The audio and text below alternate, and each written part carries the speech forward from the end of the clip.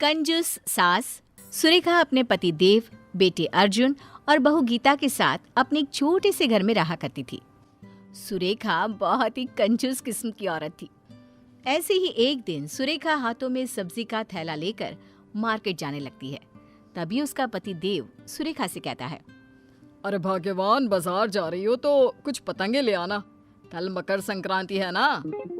तभी वहाँ सुरेखा की बहू गीता भी आ जाती है और वो अपनी सास से कहती है, और माँ जी साथ में दही, चूड़ा, गजक, रबड़ी, मूंगफली ये सब भी ले आना। पता नहीं कैसा पति, बहू और बेटा मिला है, हर समय पैसे को उड़ाने की सोचते रहते हैं। ये नहीं कि कुछ पैसे बचा लो और इन फिजूल के खर्चों को कम करो। अरे बहू, इन सब चीज की क्या जरूरत है, घर में बनाए तो है तिल के लड्डू, उन्हीं से काम चल जाएगा। ये बोलकर सुरेखा मार्केट जाती है और मार्केट से आते हुए देव और अपने बेटे के लिए कुछ पतंगे खरीद लेती है। घर आने के बाद कितने पैसे खर्च हुए सुरेखा उन सभी का हिसाब करने लगती है। तभी अर्जुन वहां आता है। माँ, पापा ने आपको पतंग लाने को कहा था ना, उनमें से कुछ पतंग देना तो। मैं पापा के साथ ऊपर पतंग उड़ाने जा रहा हूँ। अरे पर बेटा, वो पतंग तो तेरे पापा ने मकर संक्रांति के लिए मंगवाई थी, इसलिए कल ही उड़ाना, आज रहने दे। माँ, आपकी ये कंजूसी करने की आदत कभी नहीं जाएगी। आप मुझे पतंग दो, कल के हम कल देख लेंगे।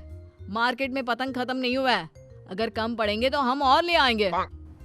अर्जुन के बोलने पर ना चाहते हुए भी सुरेखा को पतंग देना पड़ता है और अर्जुन कुछ पतंग लेकर छत पर उड़ाने के लिए चला जाता है।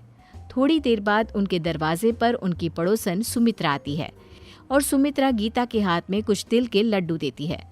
जिसके बाद गीता भी किचन में से कुछ तिल के लड्डू एक टिफिन में पैक करके सुमित्रा को देने के लिए जाने लगती है। तभी सुरेखा रसोई में आ जाती है और गीता के हाथों से टिफिन लेकर बोलती है, अरे बहू, ये क्या कर रही है? टिफिन भर के लड्डू देना जरूरी है क्या? अब सुरेखा टिफिन के सारे लड्डू निकालकर उसमें बस एक लड्डू रखकर टिफिन गीता को वापस कर देती है। आप ठीक है, ले आप जाकर ये टिफिन सुमित्रा को दे दे। पर माँ जी, उन्होंने हमें इतने सारे लड्डू दिए और हम उन्हें ये एक लड्डू देंगे, अच्छा थोड़ी ना लगेगा। अरे तो क्या हो गया, उनके घर में भी तो लड्डू बने हुए हैं ना। और अगर इसी तरह टिफिन भर भर के तू पड़ोसियों को लड्डू बांटने लगेगी तो सारे लड्डू खत्म हो जाएंगे। फिर तेरे ससुर और तेरा पति दोनों कहेंगे, लड्डू तो तुमने दिया ही नहीं, अब हम अपने स्टाफ को क्या दें? इसलिए इतना ही काफी है, जा आप दे दे। एक काम कीजिए माँ जी, ये लड्डू आप खुद ही सुमित्रा आंटी को दे दीजिए, मैं नहीं जाने वाली। ये बोलकर गीता वहां से चली जाती है और सुरेखा खुद जाकर सुमित्रा को तिल के लड्डू का टिफिन देती है। सुमित्रा टिफिन देखकर हैरान हो जाती है और मन ही मन खुद से कहती है, इस कंजूस ने आज टिफिन में लड्डू दिया है, जरा टिफिन खोलकर देखूं तो। जैसे ही सुमित्रा टिफिन खोलकर देखती है, उसमें एक लड्डू देखकर सुरेखा से कहती है, अरे बहन, इतने सारे लड्डू देने की क्या जरूरत थी। अब एक काम करो, ये लड्डू भी तुम ही रख लो, ठीक है? मैं चलती हूँ, हैप्पी मकर संक्रांति। सुमित्रा सुरेखा के हाथों में लड्डू का टिफिन देकर वहां से चली जाती है। जिसके बाद सुरेखा अपने कमरे में जाकर पतंगों को गिनने लगती है। तभी देव वहां आ जाता है। सुरेखा, जल्दी से कुछ पतंग दो ना, मेरी सारी पतंग कट गई है। क्या? सारी पतंग कट गई? अरे तुम दोनों बाप बेटे पागल हो गए हो क्या? मकर संक्रांति कल है, पतंग कल उड़ानी है, आज नहीं। पर तुम दोनों ने तो आज ही सारे पतंग उड़ा उड़ा कर खत्म कर दिए, अब नहीं है पतंग, जाओ। अरे भाग्यवान, तुम्हारी कंजूसी करने की आदत कब जाएगी? पतंग है तो पतंग लेकर ही आए हैं उड़ाने के लिए। हाँ तो पर कल उड़ाना ना पतंग। अब अर्जुन को भी नीचे बुला लो, खाना खाने का समय हो गया है वैसे भी। जिसके बाद सुरेखा के कहने पर देव अर्जुन के साथ नीचे आता है और सब खाना खाने बैठते हैं। खाना खाने के बाद गीता सबके लिए तिल के लड्डू लेकर आती है और सबको 2-2 तिल के लड्डू दे देती है। ये देखकर सुरेखा अपनी बहू से कहती है, अरे ये सारे लड्डू आज ही खत्म कर देगी क्या? पहले तो सुमित्रा के लिए इतने सारे लड्डू पैक कर दिए और अब सबको घर में बांट रही है।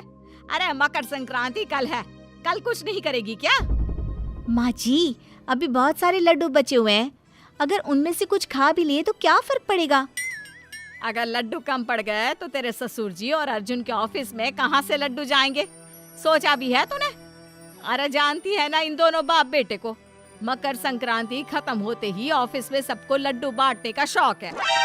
माँ जी, हद होती है कंजूसी की भी। ये बोलकर गीता वहां से अपने रूम में चली जाती है। सुरेखा भी मुंह बनाकर अपने कमरे में चली जाती है। अगले दिन मकर संक्रांति का दिन होता है।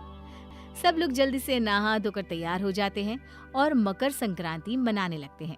कुछ देर बाद देव, अर्जुन और गीता पतंगबाजी के लिए तैयार हो जाते हैं, जिसके बाद गीता सुरेखा के पास जाती है और कहती है, माँ जी, आज के लिए पतंग खरीदी थी ना, अब तो आप हमें पतंग दे सकती है ना, ताकि हम छत पर जाकर पतंगबाजी कर सके।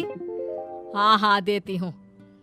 ये बोलकर सुरेखा पतंग लेने के लिए जाती है, जहाँ उसने अपने 2 पालतू तोतों को रखा होता है। उन तोतों को देखकर सुरेखा खुद से बोलती है, सबको पतंग उड़ाने की पड़ी है, पर कोई एक बार भी इन बेचारे पक्षियों के बारे में नहीं सोचता जो खुले आसमान में उड़ रहे होते हैं। पतंग उड़ाने की वजह से न जाने कितने पक्षी घायल हो जाते हैं और अपनी जान से हाथ धो बैठते हैं। पतंग उड़ाने के लिए सब पूरी तरह से तैयार हो जाते हैं और अपनी सेफ्टी भी कर लेते हैं ताकि उन्हें चोट ना लगे, पर पक्षियों के बारे में कोई नहीं सोचता। ये बोलकर सुरेखा सारे पतंग लाकर गीता को दे देती है। तभी वहां देव और अर्जुन आते हैं और कहते हैं, क्या कर रही हो गीता? हम कब से तुम्हारा छत पर इंतजार कर रहे हैं और तुम हो जो पतंग लेकर नीचे खड़ी हो। अच्छे से तैयारी कर लेना।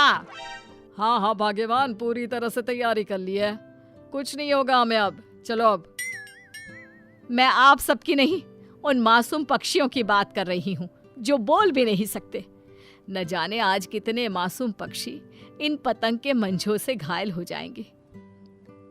आप लोगों का क्या है, आप तो मजे कर लेंगे, पूरे दिन पतंग उड़ा लेंगे, पर जान से हाथ कौन गवाएगा? ये पक्षी, आप लोगों को एंजॉय करना है, पतंग उड़ाना है, जाओ जाओ भाई आप। सुरेखा की बातें सुनकर तीनों हैरानी से एक दूसरे को देखने लगते हैं और फिर पतंग नीचे रख देते हैं। गीता अपनी सास से कहती है, माँ जी, आपने सही कहा, हमारी वजह से आज के दिन पता नहीं कितने निर्जीव पक्षी घायल हो जाते हैं, वो अपनी जान से हाथ गंवा बैठते हैं। आपने आज मेरी आंखें खोल दी। मैं आज ये पतंग नहीं उड़ाऊंगी, बाकियों को उड़ाना है तो उड़ा सकते हैं। सुरेखा, तुम भले ही कंजूस हो, पर आज तुमने हम सबको एक बहुत अच्छी सीख दी है, इसलिए आज से हम लोग भी पतंग नहीं उड़ाएंगे और ऐसे ही मकर संक्रांति मनाएंगे। सही कहा पापा, हम हमेशा अपना मज़ा पहले सोचते हैं, लेकिन कभी उस मज़े में किस तरह इन बेजुबानों को नुकसान पहुंचा रहे हैं वो नहीं सोचते। पर आज के बाद ऐसा नहीं होगा। जिसके बाद गीता, देव और अर्जुन पतंग नहीं उड़ाते और उसकी जगह परिवार के साथ समय बिताना, छत पर बैठकर दूसरे लोगों को देखना और पड़ोसियों के साथ गप्पे लगाना, गेम्स खेलना और इस तरह दिन का मज़ा लेना जारी रखते हैं।